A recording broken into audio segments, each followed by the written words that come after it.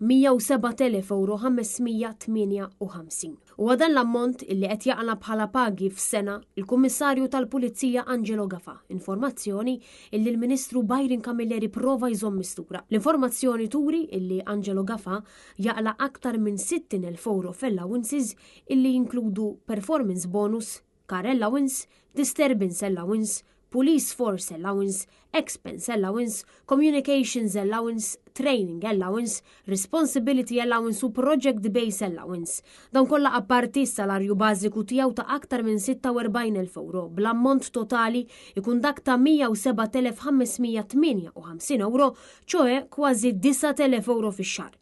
Minkejja din l-informazzjoni illi ipprovda huwa stess, il-Ministru u l-Midja tal-Partit Laburista qed isejħu din l-aħbar bħala fake news.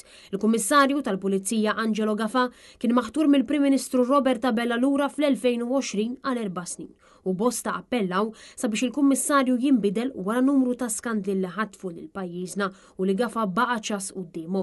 Minkejja dan, il-Prim Ministru flimkien mal-Ministru tal-Intern Byron Camilleri ġeddew il-kuntratt ta' Angelo Gafà għal 4 snin oħra, ċoe sal-2028 u issa qed ħallsuh aktar minn 100,000 euro fis-sena.